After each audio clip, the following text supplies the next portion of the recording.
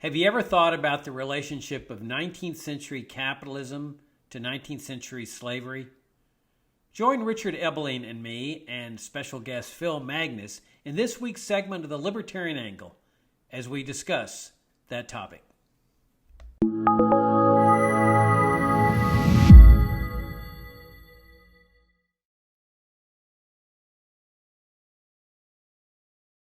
All right.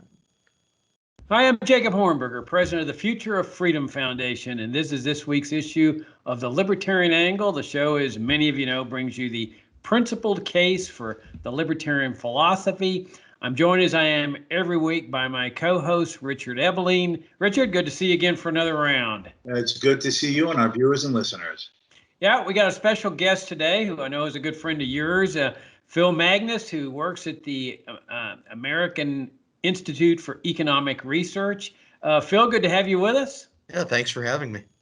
Yeah, well, we had Jeff Tucker on, one of your cohorts there at AIER, and of course, one of my heroes. And so we thought we'd have you on as well. Can you give us a little introduction of who you are, a little bit of your background, your education, and so forth? Sure thing. Yeah, I'm an economic historian.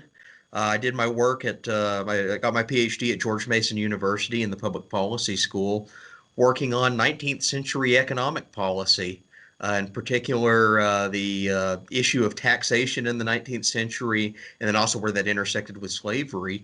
And over the past decade or so, since I graduated in 2010, I've taught public policy, economics, and international trade at American University in Washington, D.C. first, then George Mason University, then Berry College in Georgia. And since 2018, I've been full-time as a senior research fellow at the American Institute for Economic Research in Great Barrington, Massachusetts. Yeah, well, anybody who graduates from George Mason for us has the good housekeeping seal of approval. There we go. You couldn't find a better place for economics than George Mason.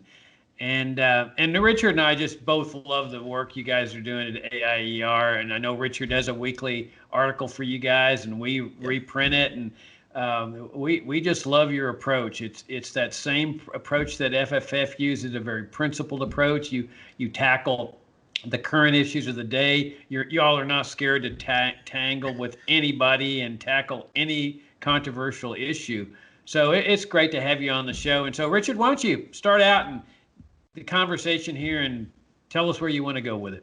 Well, the thing I would like to sort of spend a little time with today, Phil, because I'm not sure if all of our viewers and listeners may be familiar with it, and to understand the arguments or issues that are involved and, to be honest, culturally at stake.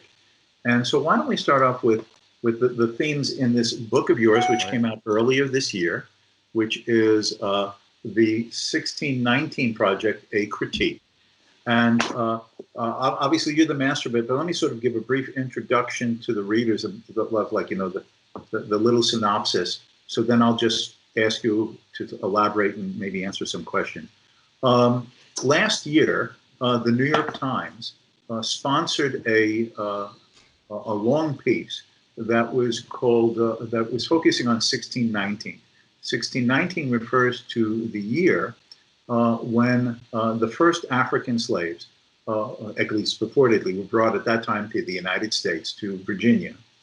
And the author and those people connected with the author do an analysis in which they argue that 1619, the bringing of slaves to America, is the real beginning of the country, and not 1776.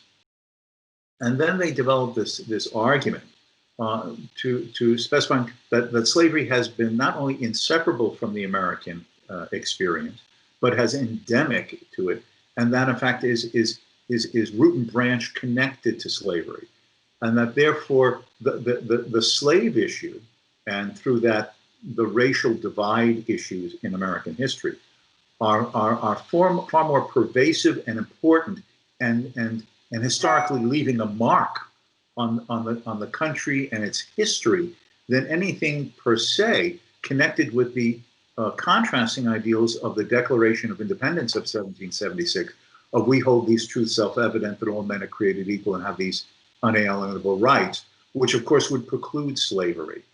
Now, as a response to this, you published this wonderful book called The 1619 Project, A Critique, which was published earlier this year by the American Institute for Economic Research, AIER. So with that very brief synopsis, I was wondering if you could sort of elaborate and explain why you thought this was so important to feel that you needed to do this very detailed and continuing critique of the premise of this argument. Absolutely. So the 1619 project itself, as you mentioned, came out in the New York Times just over a year ago, so 2019. And it started with kind of a grand vision, as you indicated. It was a conscious reframing of American history around this earlier date that's connected to the arrival of the first slaves off the coast of Virginia in 1619. And it was very consciously put forth at the time as if they were resituating their understanding of the American founding around 1619 rather than 1776. Now, the New York Times, as I later pointed out, got into trouble by trying to revise that claim after the fact. But what originally drew my attention to it was actually a second article in it that was part of the early controversy. This was written by a sociologist at Princeton by the name of Matthew Desmond.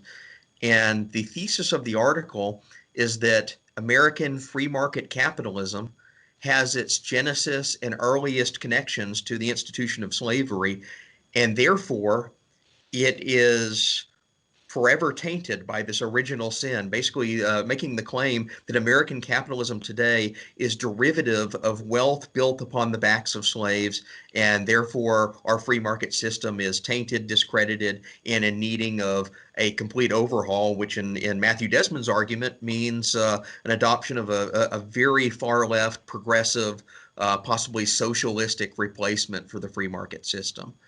So it's an origin story that claims that American capitalism is tainted by slavery, and therefore in need of replacement.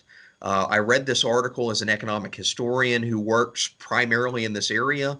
I prior to the 1619 project coming along, I had over 24 scholarly works, journal articles, books, encyclopedia essays, you name it, on this exact subject, on the economics of slavery in the Civil War era. And the evidence that I've been working in for decades does not align with the thesis that Desmond was putting forth. In fact, it actually goes in quite the opposite direction. What you find is in the 60 or 70 years or so prior to the American Civil War, when slavery is emerging as a major controversy, it's actually the free market side of the debate that's siding with the abolitionists. It's actually the heirs of Adam Smith that are supportive of abolitionism. So just simply reading this essay by Matthew Desmond caught my attention, because he is, he's basically neglecting the entire intellectual history of what we call free market capitalism today, and telling a myth rooted in this notion that capitalism and slavery were partners, when in fact we know that the figures that we consider the genesis points of free market theory all happen to be abolitionists.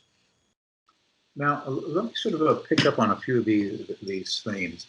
As someone who tries to be an informed person, but not an expert like you, the things that always struck me in my reading of American history was that you had the northern states that were industrialized, and the southern, what became the Confederacy states, highly agricultural, with barely any more than maybe a few craft industries. Right. There was also the fact that there were advocates of slavery in the decades before the Civil War, one of which was particularly notorious, who argued that slavery was actually a benevolent socialism. Right. That in fact, the true economic slaves were the workers in the North under free labor, because the businessmen would pay them their wages, hardship, free market wages, and then he cared nothing for them. They were left to their fate. Whereas the slave owner in the South was a benevolent socialist. He clothed, he housed, he gave food, he gave medical attention to them. And that, in fact, therefore, the better system for all of America, indeed the world, would be a form of this benevolent slavery. Now, that's perhaps the most notorious case. But again, if you go to a place called Internet Archive, which has millions of free books and PDFs and everything, and you do looks under slavery, anti-slavery of the 19th century, there were several of these apologists for slavery who made similar types of arguments. Now, given this, how could these proponents of the 1619 position justify their rationale? Yeah. I think what you're seeing throughout the 1619 Project and its defenders is a willful ignorance of this. Even to the point, Matthew Desmond, I mentioned, he's a sociologist from Princeton that was given the task of writing this central argument on the economics of slavery for the 1619 Project. He's a scholar of 20th century race relations who has never written on this before. Basically, someone who's completely unqualified to dig into the essay that the New York Times assigned him, and yet nonetheless they handed it to him. The problem here is he's also a very ideological writer that comes from a far left perspective. What he did when he's assembling his research for this is he cherry picked a small, narrow, insular group of historians that also happen to share his political beliefs, also happen to share an aggressive anti-capitalistic mentality. So I'm reminded of F.A. Hayek's famous collection of essays on capitalism and the historians. This is a derivative school of thought that's referred to as the new history of capitalism. These are basically far left anti-capitalists that have been making a political argument for about the last 10 years that tries to tie free market thought to slavery. But it's completely ahistorical, completely insular, and has a very poor understanding of the scholarly literature on this subject going all the way back to the Civil War era itself. So the individual you mentioned, this pro-slavery theorist on the eve of the Civil War, is George Fitzhugh. Major deal. He is seen in many circles in the decade before the Civil War as like the South's answer to Frederick Douglass and William Lloyd Garrison and all the prominent abolitionists that we know from our history books. He is seen as the most effective articulator of a pro-slavery theory. But Fitzhugh's also interesting because he is highly socialistic in the system that he puts forward. He actually says at one point in one of his essays that slavery is the most perfect form of socialism the world has ever known. And it's not just a superficial claim either. Fitzhugh's distinctive because he's also kind of a proto-Marxian figure. He discovers what Marx would later refer to as the theory of surplus value about a decade and a half before Marx writes Das Kapital. Fitzhugh articulates this notion. He says this is the indictment of the labor system, the free labor system of the North, is it separates the worker from the fruits of his labor and gives it over to the capitalist, and the capitalist therefore is exploiting the worker. So it's almost like line for line, you can match up Fitzhugh's argument with what Marx actually makes himself when he's articulating surplus value theory a decade and a half later. So this is just fascinating, but it's also horrifying in the sense that Fitzhugh is saying, well, the solution to this is we extend a benevolent slavery to society.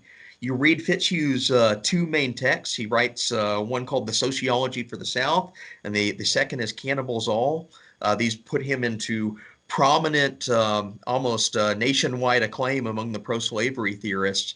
But you read the opening chapter of the first of these two texts, Sociology for the South, it does not begin on an articulation of the virtues of slavery. It begins as a bromide against the institution of free trade, against the institution and ideas and concepts of free markets. And part of that bromide leads to, it says basically that free market capitalism is, quote, at war with slavery. Later in one of his books, he announces that the doctrines of Adam Smith and Jean-Baptiste Say and all the successors should be cast into the fire and replaced by a pro-slavery political economy built around this concept of surplus value that he's basically articulated. So not only is this guy a rabid anti-capitalist, He is probably the most prominent pro-slavery theorist of the late antebellum, and his ideas really disseminate through some of the forefathers of the Confederacy. So you get in the late 1850s, there's a character by the name of James Henry Hammond, senator from South Carolina, gives a very famous speech before the United States Senate, where he declares that cotton is king and cotton waves its scepter over the entire world economy. None would dare make war upon cotton because it is that important and that powerful. And by implication, how do we have a cotton industry in the United States? Well, it's built on slaves. It's built on slave labor who fills a stratus in society that is both paternalistically cared after, so it's a really glossed over depiction of the reality of slavery as this horrific institution, but they're trying to sugarcoat it. But it's also a hierarchical, paternalistic, anti-capitalist ideology that's built up around the economics of slavery. And really that plays out throughout the entire Confederate economic strategy in the war. They try to leverage what they thought was King Cotton to pull in the foreign powers of Europe onto their side. They said, we're going to use access to cotton markets as both our carrot and our stick to bring Britain and France and the European powers that have textile industries into the war. But the reality we know from the outcome of the war, Britain and France never came to the Confederacy's aid. They said, well, we're going to get our cotton elsewhere. We're going to free labor in Egypt and India and the Caribbean.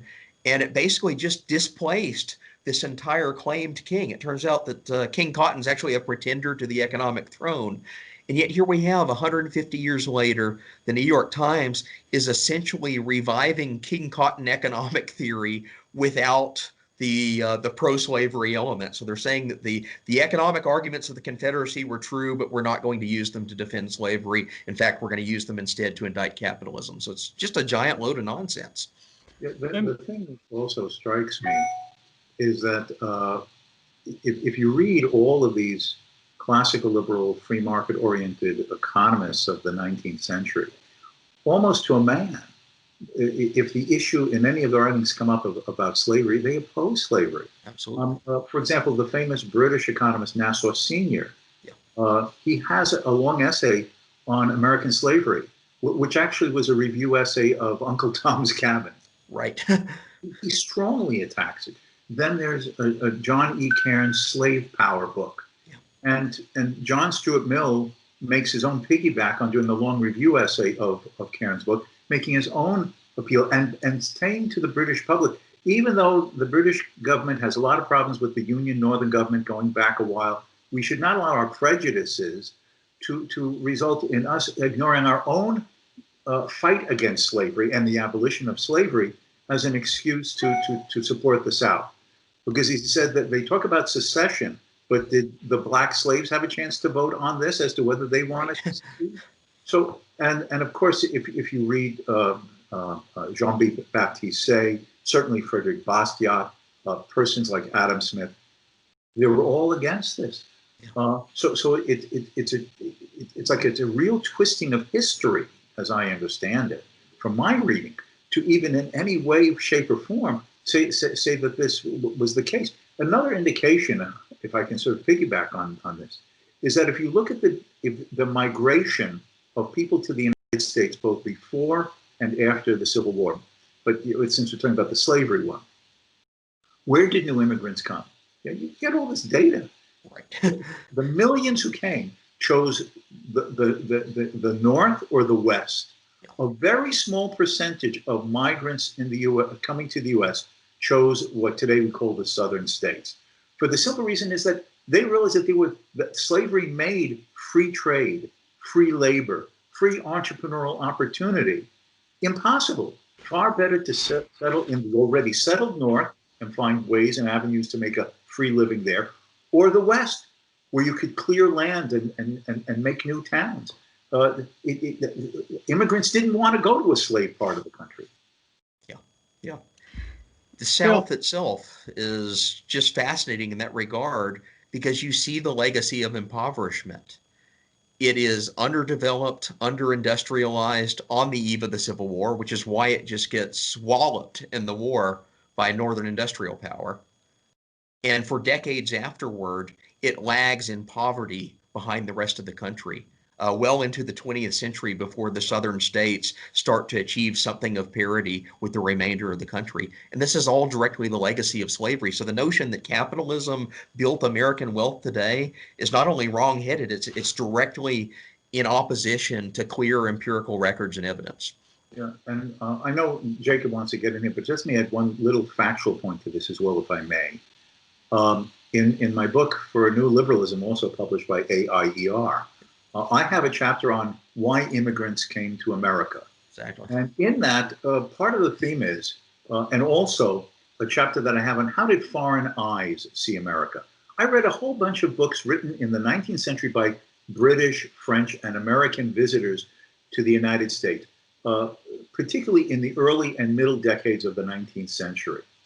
And when they've traveled in the southern states compared to the northern states, I'm talking about the 1840s, 1850s, what they point out is that once you get into the southern states, all you have is ruddy, mud-filled roads. There's no railroads. The communication systems are poor. I mean, it is a backward, almost medieval part of the country. Yeah. And they talk about places like Charleston or Atlanta, and compared to the northern cities, it's primitive. Yeah. So in any way saying that slavery assisted the southern economy in the sense of standards of living, quality of living, it's an absolute myth. Yeah. Yeah, Phil, I'm really fascinated by your point about the relationship between the free market and slavery. And, you know, in the 19th century, there was, of course, the women's rights movement, too. And as I understand it, the free market really benefited women in that sense because they had enough money and leisure time to participate in these protests. They weren't sitting there, you know, struggling just to survive, which would have meant that they wouldn't have had time to go out and demonstrate. So in that sense, the free market assisted them to secure those rights. You have two phenomena taking place with respect to slavery. You've got this very unusual economic system that has no income tax, no welfare state, no Social Security, no Medicare, no immigration controls, drug laws, Federal Reserve. You got gold and silver coins as the money rather than paper money. And at the same time, simultaneously, you have this institution of slavery in the country. Right. And so it seems to me logical that somebody would say, oh, well, they go hand in hand, that one comes with the other.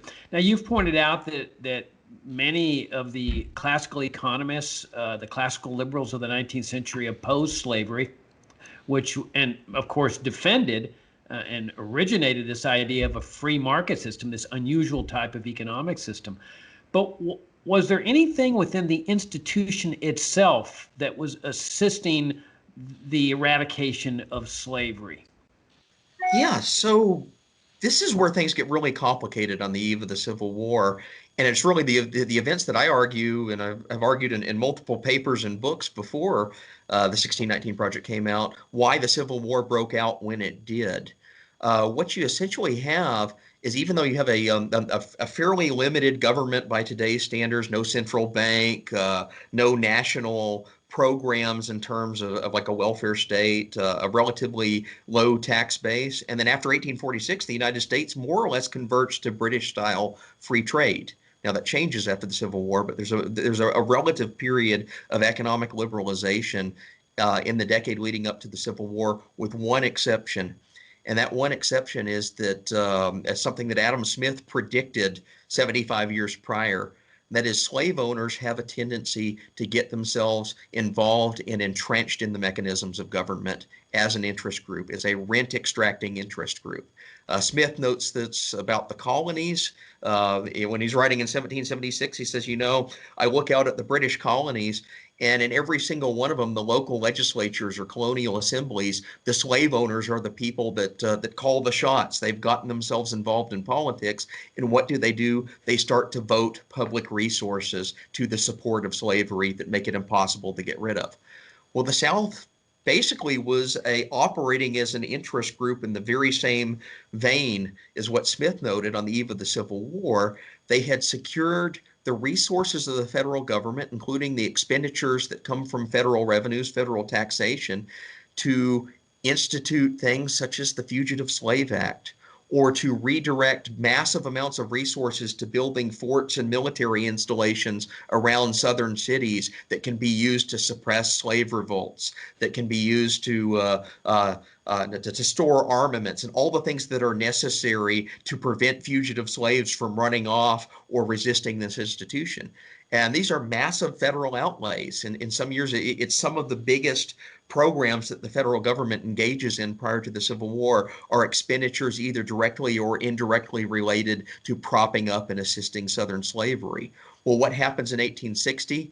A party that is moderate in its anti-slavery views, but is often very hostile to this approach to government. In particular, the Republican Party in 1860 was opposed to the acquisition of new territory abroad or the use of existing territory in the United States as expansion zones for slavery. These are federal outlays. You know, if you buy the island of Cuba, you are spending federal money. And what some of the Southerners wanted was to admit Cuba into the United States as a slave state. There were also massive expenditures in the federal government on these slave patrols to enforce the Fugitive Slave Act. You name it, it runs throughout the federal budget. But the election of the Republicans in 1860 is a threat to cut off the gravy train, a threat to cut off the funding that the southern states were receiving in support of this horrific institution. So that's why they revolt. It's basically a revolt against the loss of subsidy, a revolt against the loss of government support for an institution itself that would otherwise be under economic pressure. Because this is Smith and the successor economists all point to it. They say the evidence is abundant that slavery is impoverishing around the South. There are abolitionists that travel the southern states and they write up travelogues and books reporting on just the abject poverty for almost everyone except for the large plantation owners. They're writing about the dirt roads, the lack of railroads, the lack of infrastructure, and just like this medieval style misery that's everywhere. The only reason that this is held in place is the persistence of these subsidies. So when we look at the economic system of slavery, it's not really a market institution that's operating. Rather, it's an institution that is wholly dependent upon government support to continue. You take away that government support, it starts to stumble and falter in ways that exactly as we would expect as economists. It would be outcompeted in a market. It's only the distortion of the state that's permitting it to persist as long as it did. If I could just follow up one point, Richard, on the Fugitive Slave Act. I mean, that's a fantastic point. I think that if you didn't have that law, the dynamism of a free market in the North would have attracted blacks to escape the plantation, and then they couldn't be forced back, and there'd be plenty of jobs and prosperity. I like to say that, look, slavery, as Richard pointed out, involved the plantation owner taking care of people, housing, food, clothing, healthcare, guaranteed work, guaranteed jobs. Obviously, it was a brutal system. But what was freedom? Freedom was the opportunity to reject all this caretaking by the plantation owner and go out on your own. Exactly. In other words, to participate in what the rest of society was participating in. Opening up a business, getting rich, hiring people, going to work for people, for salaries. And so the biggest honor you could afford a slave is to say, you're no longer going to be taken care of. You're now on your own. Go at it. And that's really what people were fighting for. Yeah. Now, so if I can sort of slightly change the gear, but the same theme. Part of the argument of people with the 1619 premise is not just, you know, a political element of this institution of slavery, but race attitudes that have permeated the society. And so let me play devil's advocate here for a second, get some of your response, if I may. It is true that in the northern states, by the early 1900s, slavery as an official institution had been abolished. Yeah. And it only existed there de jure, legally, in those southern states, as we usually define them on the map. But it didn't change the fact that it was a long and difficult battle in the North, that is opinion, for the abolitionist movement to succeed. Right. And by the way, following up on one of Jacob's points, what was a prominent element in the abolitionist movement, even though they didn't have the right to vote? Women. Yeah. Women were active and vocal and time-giving supporters of the abolitionist movement. But the thing is that that race prejudices pervaded the North on the everyday basis as much as obviously its own form in the South. For example, Frederick Douglass wrote 3 versions of his autobiography, and I'm forgetting which one, but he mentions that he was looking for work, right? He's escaped and now he's looking for a job. I think it was in Connecticut. Maybe you remember the detail, but he mentions there that whatever line of work he wanted to do, it's like decades since I read it, but that the workers in that sector didn't want him. No, they didn't want to work next to a black man. So in a sense, the race element, whether it's de jure slavery or informal race prejudice that creates hardships for free blacks in the North, that this race element pervades much of American history, and that could be seen to be a persistent legacy of the events of 1619. I'm wondering if you could pick up on that theme. Yeah, absolutely. So the racialization of slavery is what historians refer to as one of the distinctive features of the American system, and really the New World system of slavery, to separate it from say like the ancient world. Ancient Rome certainly had slaves, but it's not racialized slavery. Gordon Tullock, the great economist, had a very interesting observation on this that unfortunately he never really developed into a paper, although we find it throughout his notes. He noted that the presence of racial color, of skin color, served actually as a mechanism to enforce and perpetuate the institution of slavery, and then later to enforce and perpetuate the institutions of discrimination.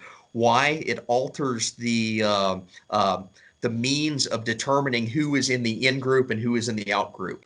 So in a slave society, if all people that are black are defined by law as being slaves, and you have a slave patrol that's searching out on the street, you instantly know who's in the wrong place at the wrong time and who should be arrested and returned to their master. So it reduces the enforcement cost of this pernicious institution. And this really comes in the decades after the arrival of slaves in 1619, because there's an ambiguous legal status when they first arrived, because these are indenture-based colonies in Virginia, and basically all the agricultural colonies of the New World for Britain.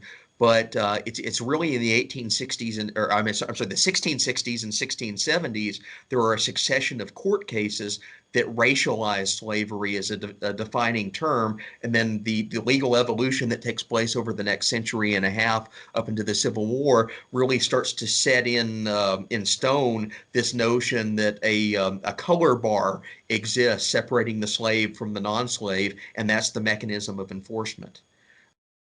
From other economic literature, and in particular studies of societies like South Africa that had apartheid, an almost identical mechanism is used there, not to enslave, but to enforce racial discrimination, to keep certain laborers out of sectors where they would compete with white laborers. So the mining industry in South Africa was the famous example there.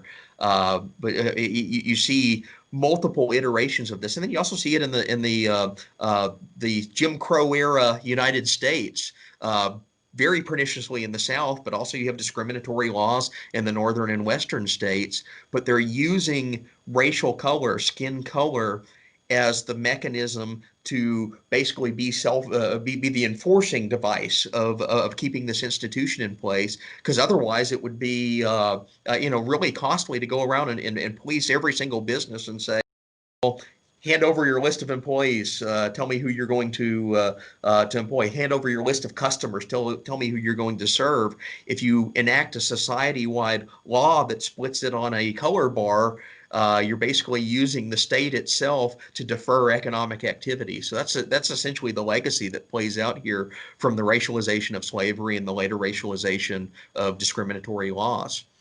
Maybe you can just sort of pick up that, but the fact that even when the discriminatory laws were not in effect, the carrying over of this race distinction in prejudices and biases in people. I'm old enough, God, being a very little boy, but a little boy in the 1950s.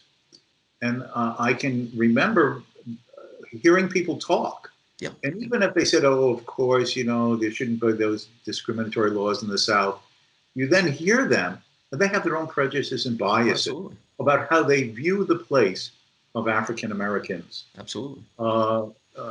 And as a result, part of the argument by these proponents of the 1619 premise is that even if it's the slavery is gone, the Jim Crow laws are gone, part of its legacy is that it continues to pervade the culture and the psyche of America. Sure. If you're a Jew in Nazi Germany, if you're a woman, you can't really tell if she's Jewish or not. If you're a guy, you have to pull his pants down. That's why everybody has to wear the yellow star. But if you want to but if you have these prejudices, you know who you should focus upon. Just because the guy walking down the street is a different color, how does that play out? And how do you see the freedom argument overcoming those cultural and sociological attitudes? Yeah. So this is the pernicious legacy of establishing this by law, is it does filter over into human behavior. It filters over into the culture. The culture itself becomes reinforcing of the law that was set up as a discriminatory color bar. What that means is that you're going to inevitably have a persistence of cultural discrimination for years, decades, maybe even centuries after the institution of slavery itself goes away. Decades, years, centuries, even after the institutions of the constitutional order are amended and rewritten to recognize equality, which is what we did in the post-Civil War amendments. The 13th, 14th, and 15th Amendments are to codify equality. And yet, as we see in real time, it's taken over a century to get to the point to where those amendments are actually enacted and embodied, not only in our legal institutions, but enacted and carried out upon in our culture. So in one sense, you're dealing with basically ingrained effects of a pernicious legal system prior to what we have now that are just carrying over and moving forward. The second element of that, and this is really kind of the old Milton Friedman argument, to overcome what he calls as discrimination by attitude or discrimination by personal belief and custom. He really sees market processes as a mechanism for eliminating this, for countering it. So if you think back to Friedman's old arguments for school choice in the 1950s and 60s, and then some of his applications of those arguments in other economic realms, he's working off of the more formalized theories of his student Gary Becker, who comes up with an economic theory of discrimination. What's the mechanism here of why racial discrimination occurs in economic exchange and activities?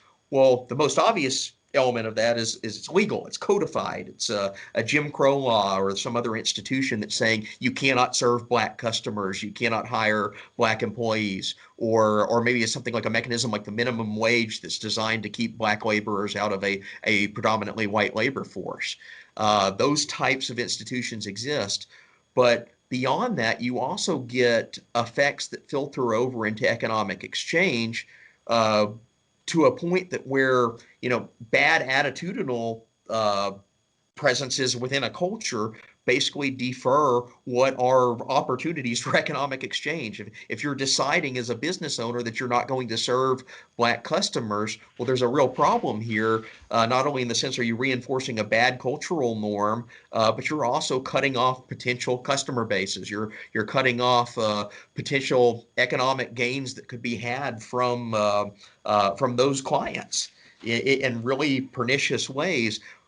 But if you start working on attitudes, you start making a push against these discriminatory cultural norms, the very first thing that always follows is the economic exchange. It's not the institutions through the government. That's a slow-moving, ingrained rent extracting mechanism that's built into law. It's actually the economic exchange that are the leading edge of the push against the cultural legacy of discrimination.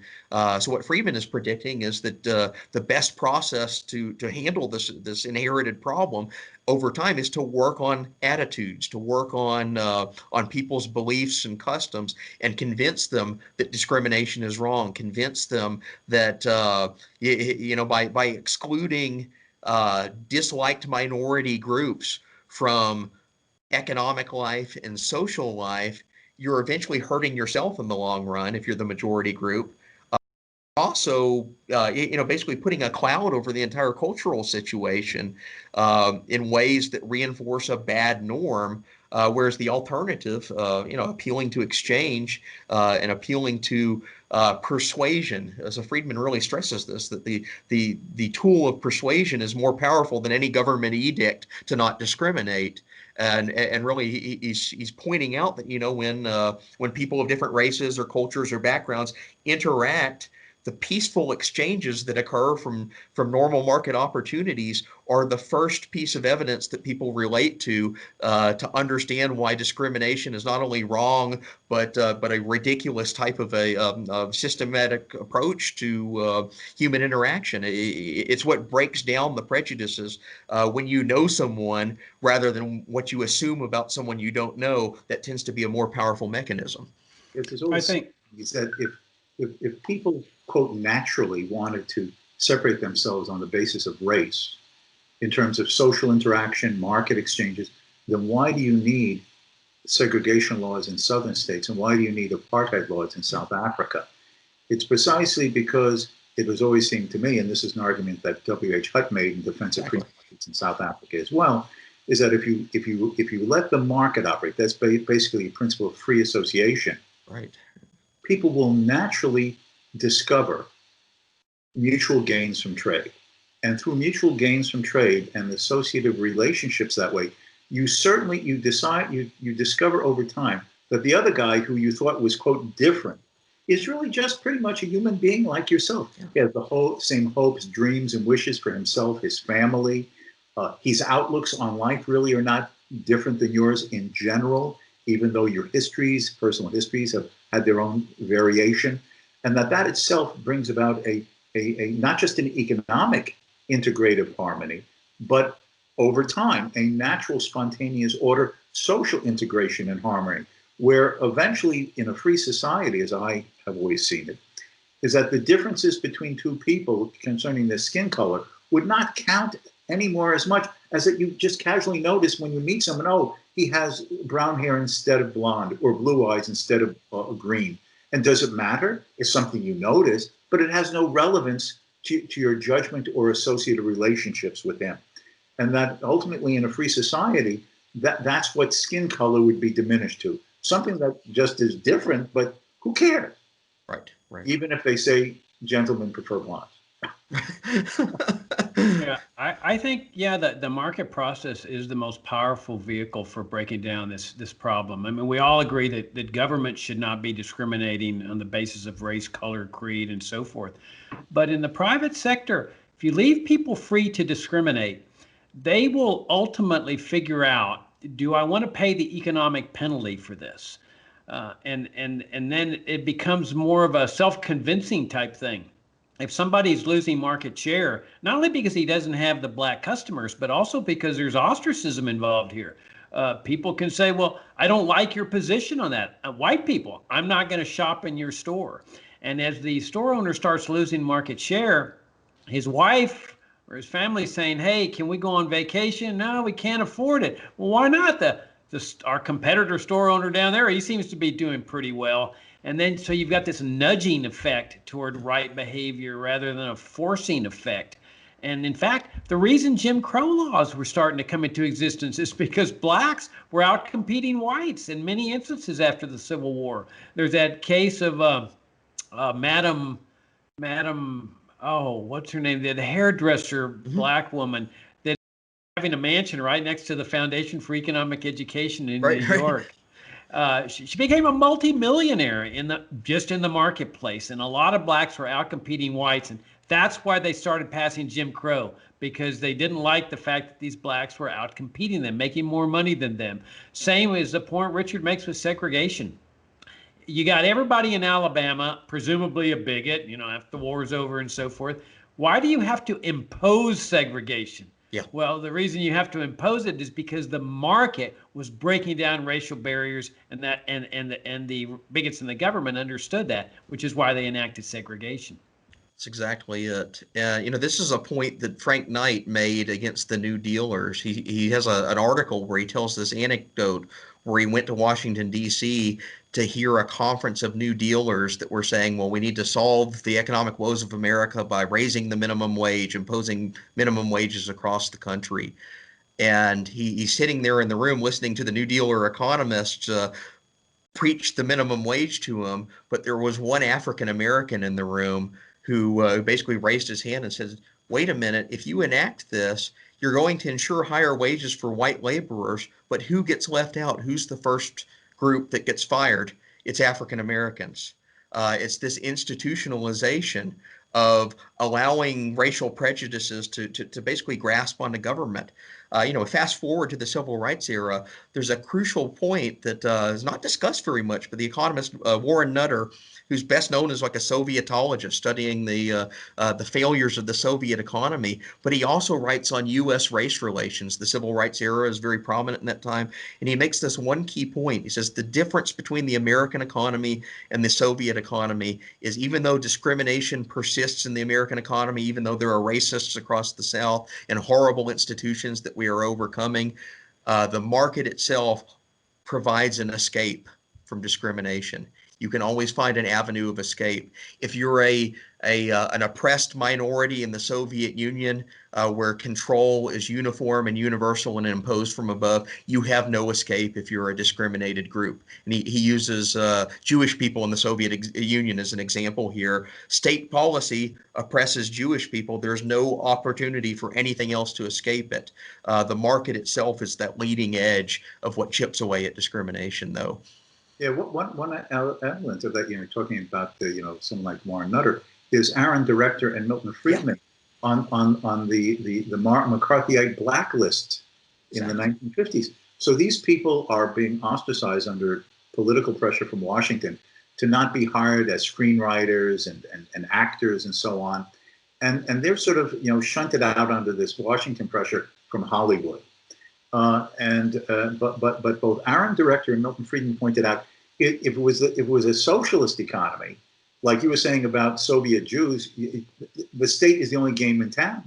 But even if there's a government attempt to ostracize you because of your ideological views in America, the fact that we are a market economy or a relatively free market economy means that you don't starve, you don't die, because there are always options. It may not be your first preference option, but a second or third preference option for you to find a different niche in the society to escape political prejudice and ostracism. That's exactly it. All right. Go ahead, Phil.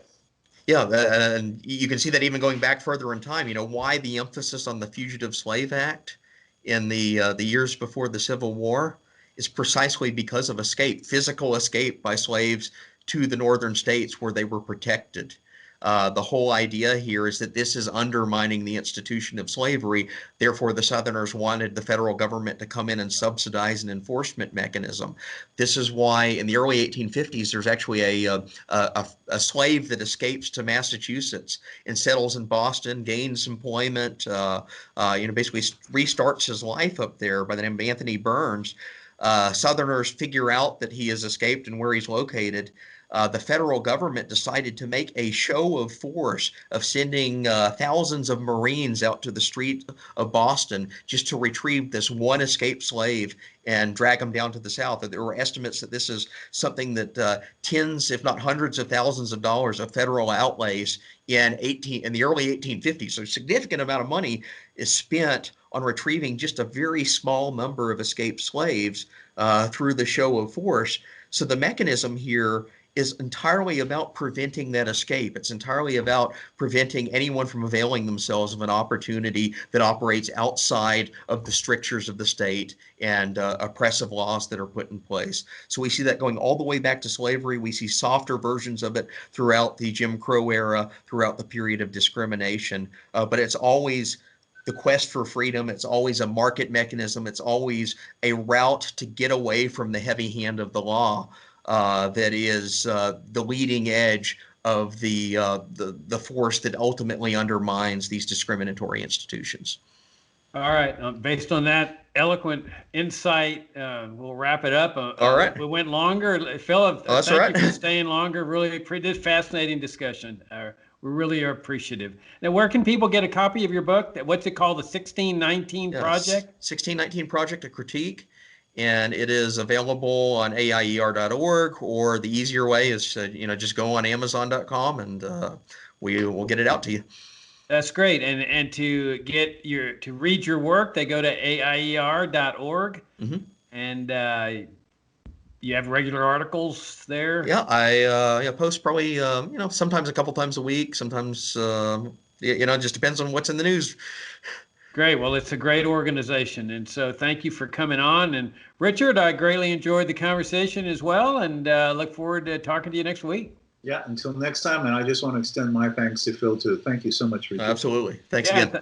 Thank you for viewing. I appreciate you all tuning in. And we know we went late. If you're new to the FFF, come to fff.org and subscribe to this YouTube channel. And we'll see you all next week. Thank you again, Phil. Sounds great. Thanks.